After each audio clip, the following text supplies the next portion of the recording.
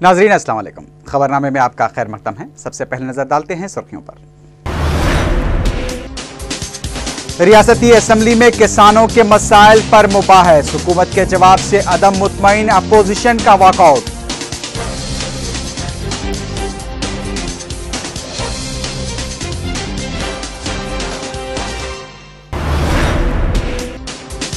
सदर टीआरएस केसीआर को बेनामी जायदादों पर मुबाहिस के लिए तेलुगु देशम का चैलेंज।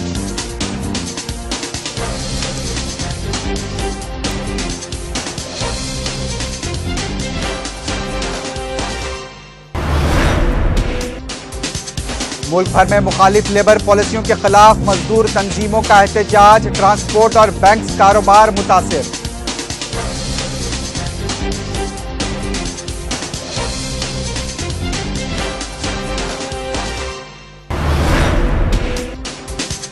शहर में बंद का असर नहीं, बायाबाजू कायदीन के बशमूल कई कारकुन गिरफ्तार। अनंतपुर में शराब की दुकानों में तोड़फोड़।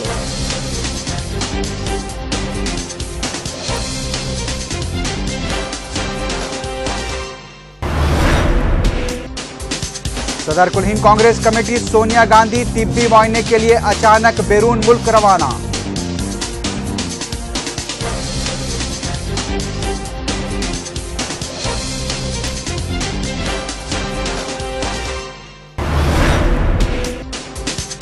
जेडी मेटला में एक जालिम बाप ने अपनी कमसिन बेटी को जलाकर मौत के घाट उतार दिया।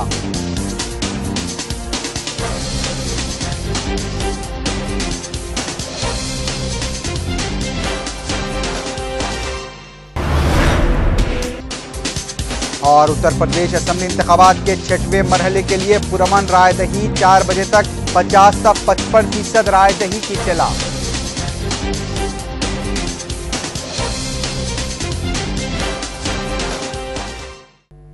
सुर्खियां आपने देखी है, बढ़ते हैं खबरों की तफसील की जानिब।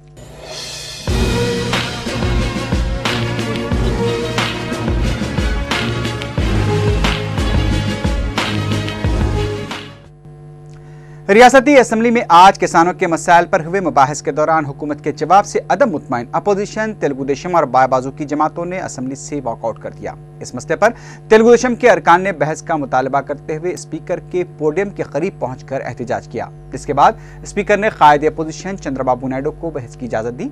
चंद्रबाबू नायडू ने कहा कि हुकूमत किसानों को उनकी फसलों को आज़ादी से फरोख्त करने का इख्तियार नहीं दे रही है। चंद्रबाबू नायडू ने कहा कि दीगर रियासतों में फसलों को फरोख्त करने पर तहदीदात आयद नहीं है। उन्होंने रियासती हुकूमत से मुतालबा किया कि इस तहदीदात को खत्म किया जाना चाहिए। इस दौरान चीफ मिनिस्टर किरण कुमार रेड्डी ने वजाहत की कि किसानों के मफादात हुकूमत के लिए अहम हैं और इन्हीं मफादात को पेश नजर रखते हुए ये तहदीदात आयद की गई हैं। चीफ मिनिस्टर ने कहा कि हुकूमत ने धान को दीगर रियासतों में फरोख्त करने पर तहदीदात आयद नहीं की हैं, बल्कि किसानों के मफादात के लिए चावल की मुंतकली पर तहदीदात आयद की गई हैं। हुकूमत के जवाब पर अदम इत्मीनान का इजहार करते हुए अपोजिशन ने ऐवान से वॉकआउट कर दिया। సంక్షేమం పట్ల రైతు మేలు పట్ల ఈ ప్రభుత్వం కంటే దేశంలో ఏ ప్రభుత్వము ఇంత ఖర్చు ఎక్కువ పెట్టడం లేదు। ఏ ప్రభుత్వము ముందర కూడా ఎప్పుడు ఈ విధంగా ఆలోచన చేయలేదు। వారు యాత్రలు చేసిండొచ్చు, అది రాజకీయ లబ్ధి కోసం చేసేది చేస్తూ ఉంటారు। కానీ రైతుకు వాస్తవంగా మేలు జరిగేది రైతు ప్రభుత్వం అని మేము చెప్పుకొని వారికి మేలు చేయాలని ఉద్దేశం ఉండేది, సదుద్దేశం ఉండేది। కేవలం కాంగ్రెస్ గవర్నమెంట్ కి సంవత్సరం నుంచి ఎన్డీఏ వచ్చిన తర్వాత మునుపు కూడా ఇది అన్ని స్టేట్ రిస్ట్రిక్షన్స్ పెట్టుకొని అన్ని ఉన్నప్పుడు ఎన్డీఏ వచ్చిన తర్వాత నేషనల్ పాలసీ తీసుకొని ఫ్రీ మూవ్మెంట్ అలా చేశారు అధ్యక్ష। అక్కడి నుంచి మీరు కొత్తగా జీవో తీసుకొచ్చారు, అది తప్పంటున్నాం మేము। అందుకే ఇన్ఫార్మ్ ఆర్డర్ ఉన్నారు, మీకు ఇది లేదు కాబట్టి అధికారాలు ఇన్ఫార్మ్ ఆర్డర్ పెట్టి ఆర్మ్ టెస్టింగ్ లో రైతుల్ని తీసేసే పరిస్థితి వచ్చారు। उधर तेलुगु देशम रुकन असेंबली देवीनेनी उमा ने इल्जाम आयद किया कि हुकूमत ऐवान में किसानों के मसाइल पर बहस से राह फरार अख्तियार कर रही है। उन्होंने कहा कि इसी वजह से अपोजिशन ने ऐवान से वॉकआउट किया है। देवीनेनी उमा ने कहा कि असेंबली में कल भी तेलुगु देशम इस मसले को उठाएगी। రైతాంగానికి ఒక ధైర్యం చెప్పాలి, ఒక ఆత్మస్థైర్యంతో ఆత్మహత్యలు చేసుకోకుండా ప్రభుత్వం మీద పోరాటం చేస్తామని రైతాంగానికి ధైర్యం చెప్పడానికే ఈరోజు వాకౌట్ చేశాం। మళ్ళీ రేపు ప్రభుత్వాన్ని పట్టుబడతాం, చర్చకి పట్టుబట్టి చర్చ చేసి రైతాంగాన్ని కాపాడే విధంగా తెలుగుదేశం పార్టీ రైతుల తరఫున పోరాటం చేస్తుందని చెప్పి కూడా ప్రభుత్వాన్ని హెచ్చరిస్తా ఉన్నాను। टीआरएस रुकन असेंबली हरीश राव ने इल्जाम आयद किया है कि कांग्रेस इलाके तेलंगाना को तरक्की के पैकेजेस और मंडलों को तरक्की देने के वादे करते हुए खेल खेल रही है। उन्होंने कहा कि इंतखाबात से कबल ऐसे ड्रामों के लिए कांग्रेस मशहूर है। हरीश राव ने इंतखाबात में हिस्सा लेने पर तेलुगुदेशम पर शदीद बरहमी का इजहार किया। उन्होंने कहा कि तेलुगुदेशम पार्टी ने अलहदा रियासत तेलंगाना की तश्कील में रुकावटें पैदा की हैं। उन्होंने कहा कि मसले तेलंगाना के हल के लिए मरकजी हुकूमत भी संजीदा नहीं है, इसीलिए इस मसले पर कई कमेटियां तश्कील दी जा चुकी हैं। हरीश राव ने कहा कि यूपी हुकूमत ने अपनी पहली मियाद के दौरान अलहदा रियासत तेलंगाना का वादा किया था और उसको अक़ल तरीन मुश्तरका प्रोग्राम में भी शामिल किया गया था, लेकिन कांग्रेस ने इस मसले के हल के लिए कोई संजीदगी नहीं दिखाई, बल्कि उस पर कई कमेटियों की तश्कील अमल में लाते हुए इस मसले को मजीद पेचीदा बना दिया है।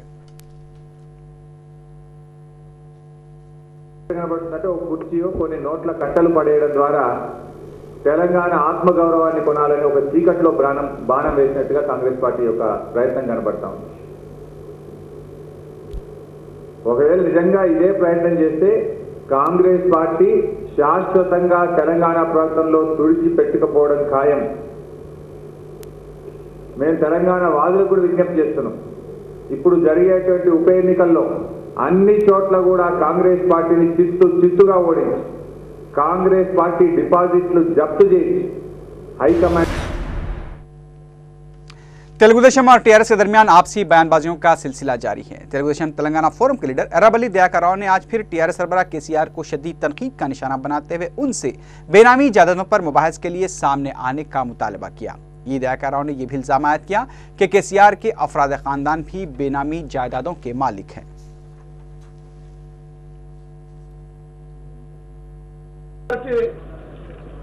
నీకు దమ్ము ధైర్యం ఉంటే తమ ఆస్తుల గురించి బినామీ ఆస్తుల గురించి చర్చించేందుకు సిద్ధంగా ఉన్నాం। టికెట్ ఇచ్చింది వాస్తవం కాదా? మోసం గురించి ఇలా కేసీఆర్ గారు చెప్తుంటే ఆ మోసం అనే వాటే నవ్వుతాంది। जड़ीमटला पुलिस स्टेशन के हदूद में एक जालिम बाप ने अपनी कमसीन बेटी को आग की नजर कर दिया। पुलिस ने बताया कि विजय नामी शख्स ने अपनी कमसीन बेटी भवानी को बेडशीट में लपेटकर उसे आग लगा दी। लड़की की चीखों पुकार पर पड़ोसियों ने पुलिस को इत्तला दी। पुलिस ने भवानी को दवाखाना मुंतकिल किया, जहां वो इलाज के दौरान फौत हो गई। पुलिस ने भवानी के बाप विजय को गिरफ्तार कर लिया है।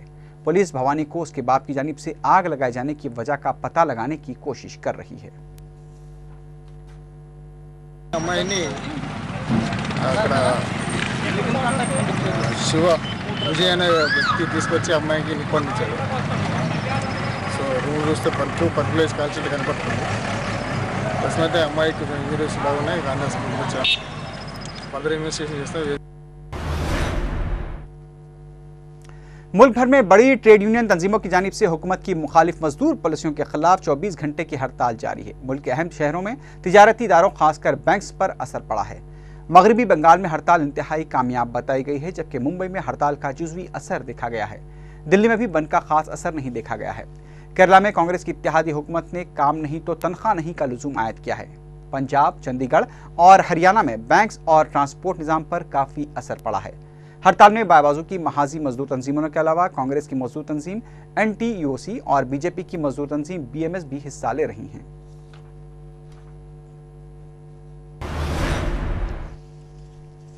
इधर शहर में मजदूर तंजीमों की अपील पर बंद का खास असर नहीं देखा गया है। शहर में खानगी कॉलेजेस और तालीमी इदारे मामूल के मुताबिक काम करते देखे गए, जबकि बेशतर सरकारी मदारिस बंद देखे गए। पुलिस ने CPM के रियासती सेक्रेटरी और उनके हामियों को कोठी के पास उस वक्त गिरफ्तार कर लिया जब वो रियासती असम्बली की जानिब बढ़ने की कोशिश कर रहे थे। CPM के एक और लीडर मधु को भी पुलिस ने महात्मा गांधी बस स्टेशन के पास उस वक्त गिरफ्तार कर लिया जब बसों को रोकने की कोशिश कर रहे थे। शहर में मुख्तलिफ मकामात पर मजदूर तंजीमों की जानिब से रैलियां निकालते हुए हुकूमत की मुखालिफ लेबर पॉलिसियों के खिलाफ नारे लगाए गए।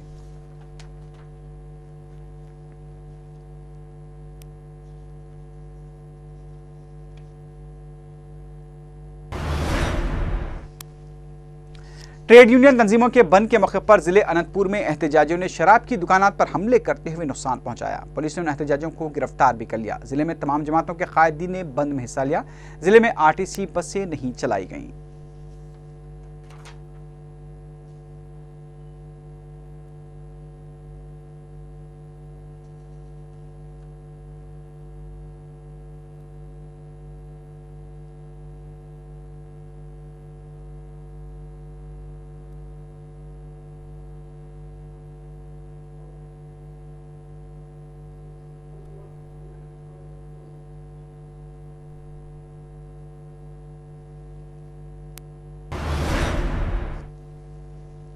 उधर विजयवाड़ा में कृष्णानगर कौमी शाहरा के करीब रास्ता रोको प्रोग्राम का इनेकाद अमल में आया। मुजाहिरीन ने गाड़ियों की आमदरफ्त में रुकावट पैदा की और हुकूमत के खिलाफ नारे बुलंद किए।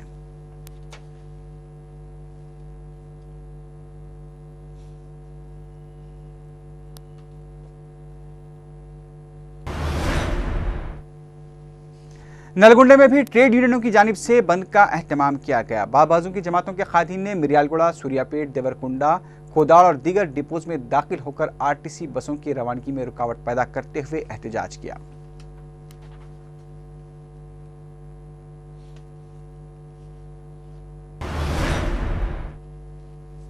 वरंगल में भी ट्रेड यूनियन बंद का खासा असर देखा गया। जिले में तालीमी और तिजारती इदारे बंद रहे। हनमकुंडे में आंध्रा बैंक के मुलाजमीन ने एहतजाज में हिस्सा लिया। सदर कुल हिंद कांग्रेस कमेटी सोनिया गांधी अपने तिब्बी मुआयने के लिए बैरून मुल्क रवाना हो गई हैं। कांग्रेस पार्टी के तर्जुमान जनार्दन द्विवेदी ने बताया कि सोनिया गांधी नॉर्मल चेकअप के लिए बैरून मुल्क गई हैं और वो 4 या 5 दिन में वापस लौट आएंगी। वाज़ेह है कि गुज़िश्ता साल अगस्त में सोनिया गांधी अपनी सर्जरी के लिए अमेरिका गई थी। सोनिया गांधी के इलाज से मुताल्लिक़ कांग्रेस की जानिब से मजीद कोई तफसीलात नहीं बताई गई हैं।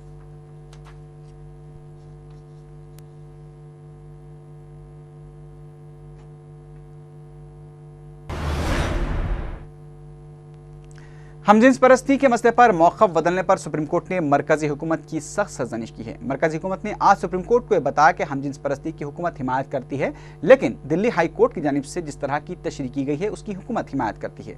हुकूमत ने अदालत को यह भी बताया कि हमजिन्स परस्ती को जुर्म करार दिए जाने के लिए कोई गलती नहीं की गई है। अदालत ने मरकजी हुकूमत की जानिब से मौक़िफ़ बदले जाने पर सख्त नाराज़गी का इजहार करते हुए कहा कि अदालती निज़ाम का मजाक न उड़ाया जाए और न ही अदालतों का इस तरह से वक्त ज़ाय किया जाए।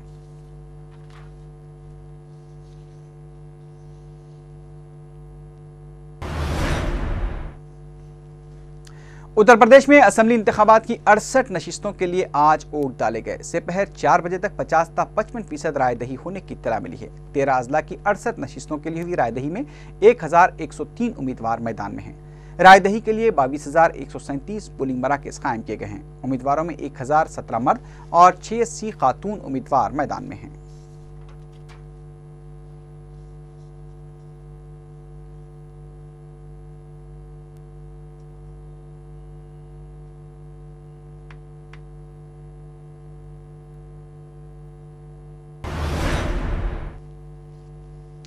पाकिस्तान के सरहदी जिले कोहिस्तान में एक मुसाफिर बस पर नामालूम अफराद की जानिब से की गई फायरिंग में 18 अफराद जाँ बहक हो गए हैं। मुकामी पुलिस ने वाक़े की तस्दीक करते हुए बताया कि यह मुसाफिर बस गिलगिट से रावलपिंडी जा रही थी कि कोहिस्तान के इलाके हरबन नाले के पास नामालूम अफराद ने बस को रोककर अंधाधुंध फायरिंग कर दी।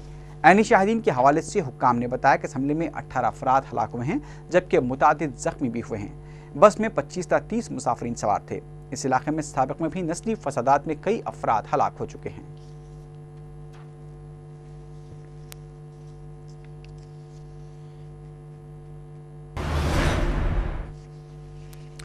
शाम में सिक्योरिटी फोर्सेस की जानिब से की गई बदतरीन कार्रवाइयों में गुज़िश्ता 24 घंटों के दौरान 140 से ज़ायद अफराद हलाक हो गए हैं। शाम की जनरल इनकलाब कौंसिल ने तस्दीक की है कि बाबा अमर कॉलोनी में सिक्योरिटी फोर्सेस की जानिब से की गई कार्रवाइयों के बाद कई ख़ानदान लापता हो गए हैं। सिर्फ बाबा अमर कॉलोनी में 6 अफराद को मौत के घाट उतार दिया गया है, जिनमें 64 अफराद को अगवा करने के बाद गोली मार दी गई। उधर हलब यूनिवर्सिटी के तलबा ने शामी फ़ौज की ज़ालिमाना कार्रवाइयों के खिलाफ एहतजाजी रैली निकाली। मुल्क के दीगर इलाकों में भी ऐसे ही एहतजाजी मुजाहरों की इत्तला मिली है। इस दौरान अक़वाम मुत्तहिदा की इंसानी हुकूक कमीशन ने मंगल की शाम को सूरत हाल पर गौर के लिए हंगामी इजलास तलब किया है। पता चला है कि इजलास 4 हफ्तों तक जारी रहेगा। इंसानी हुकूक कमीशन के पीर को हुए सालाना इजलास के इफ्तिताही सेशन में शाम की सूरत हाल पर फौरी बहस के लिए तजवीज़ पेश की गई थी। अरब लीग, यूरोपीय यूनियन के अलावा अमेरिका ने इस तजवीज़ की हिमायत की थी, ताहम ईरान ने इस पर एतराज़ किया था। उधर दूसरी जानिब सऊदी अरब ने एक मरतबा फिर अपने उस उसूली मौक़िफ़ का अयादा किया है कि वो शामी अवाम के तहफ़्फ़ुज़ की खातिर की जाने वाली हर तरह की कोशिशों का भरपूर साथ देगा। इन ख़यालात का इजहार वज़ारती कौंसिल के दारुल हुकूमत में होने वाले इजलास में किया गया, जिसकी सदारत सऊदी अरब के फरमारवा शाह अब्दुल्ला बिन अब्दुल अजीज़ ने की थी। उधर क़तर के वज़ीर आज़म हम्माद बिन जासिम अल सानी ने शामी सदर बशर अल असद के खिलाफ जारी तहरीक में शामिल अपोजिशन को मुसल्लह करने की हिमायत की है।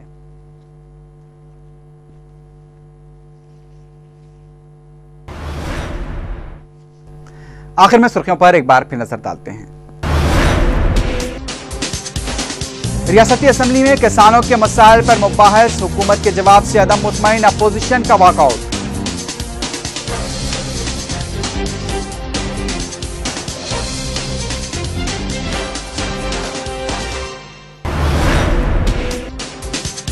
सदर टीआरएस केसीआर को बेनामी जायदादों पर मुबाहस के लिए तेलुगु देशम का चैलेंज।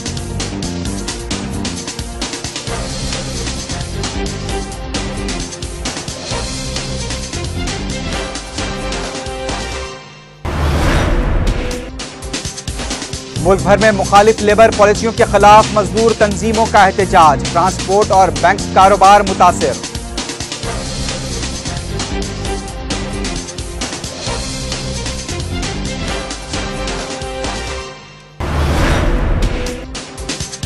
शहर में बंद का असर नहीं, बाबाजू कायदीन के बशमूल कई कारकुन गिरफ्तार, शराब की दुकानों में तोड़फोड़।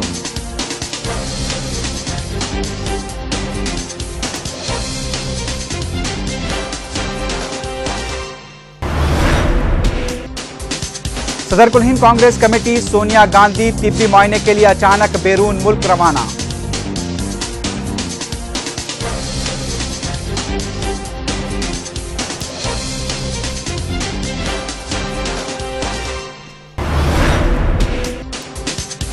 जेडी मटला में एक जालिम बाप ने अपनी कमसिन बेटी को जलाकर मौत के घाट उतार दिया।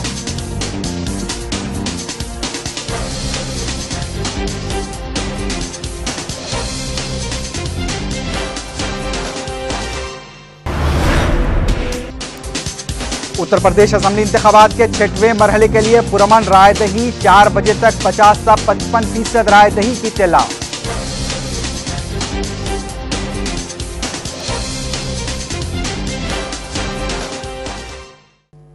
इसी के साथ ही खबरनामा अख्ताम को पहुंचा। अल्लाह हाफिज।